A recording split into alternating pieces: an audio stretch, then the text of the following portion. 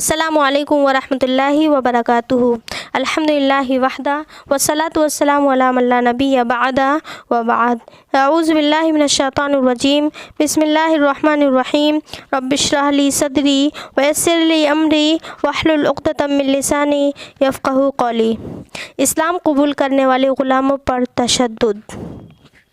کفار نے اسلام اور مسلمانوں سے بغض کی وجہ سے اسلام قبول کرنے والے غلاموں کو زبردست پریشان کیا، کیونکہ ان بیچاروں کی کوئی حمایت مدد کرنے والا نہیں تھا، چنانچہ انہیں انتہائی سنگین عذاب میں مبتلا ہونا پڑا۔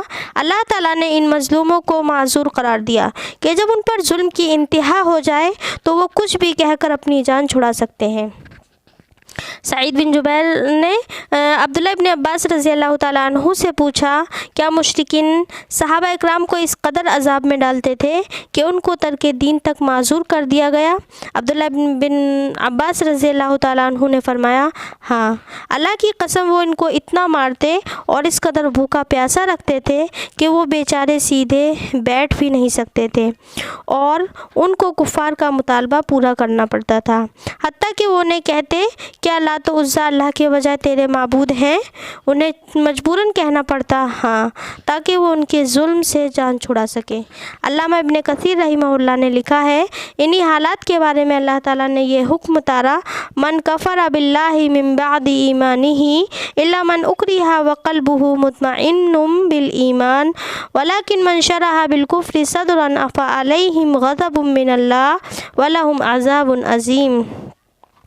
جو اللہ کے ساتھ اپنے ایمان لانے کے بعد کفر کرے سوائے اس کے جسے مجبور کر دیا گیا ہو، جبکہ اس کا دل ایمان پر مطمئن ہو، لیکن جو کھلے دل سے کفر کرے تو ان پر اللہ کا بڑا غضب ہوگا اور ان کے لیے بہت بڑا عذاب ہے۔ اسی طرح عبداللہ بن مسعود رضی اللہ تعالیٰ عنہ نے فرمایا، سب سے پہلے جن لوگوں نے اپنے اسلام کا اعلان کیا تھا وہ 7 لوگ تھے، رسول صلی اللہ علیہ وسلم، ابو بکر، عمار، ان کی والدہ سمیہ، صہیب، بلال اور مقدام رضی اللہ تعالیٰ عنہم اجمعین۔ رسول صلی اللہ علیہ وسلم کی حفاظت کا سامان تو اللہ تعالیٰ نے آپ کے چچا کے ذریعے سے کر دیا۔ ابو بکر رضی اللہ تعالیٰ عنہ اپنی قوم کی وجہ سے محفوظ رہے، باقی بیچاروں کو مشرکین نے پکڑ لیا، انہیں لوہے کی قمیصیں پہنائی اور ان کی چربی کو دھوپ میں پگھلایا گیا۔ اسی طرح البتہ بلال رضی اللہ تعالیٰ عنہ نے ان کی ایک بات نہ مانی اور اللہ تعالیٰ کے راستے میں اپنی جان کی کوئی پرواہ نہیں کی۔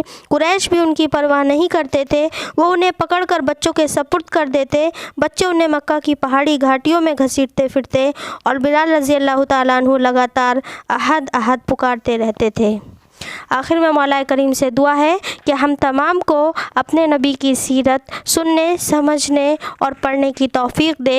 مولا کریم ہمیں زیادہ سے زیادہ عمل صالح کی توفیق دے، آمین ثم آمین۔ السلام علیکم ورحمۃ اللہ وبرکاتہ۔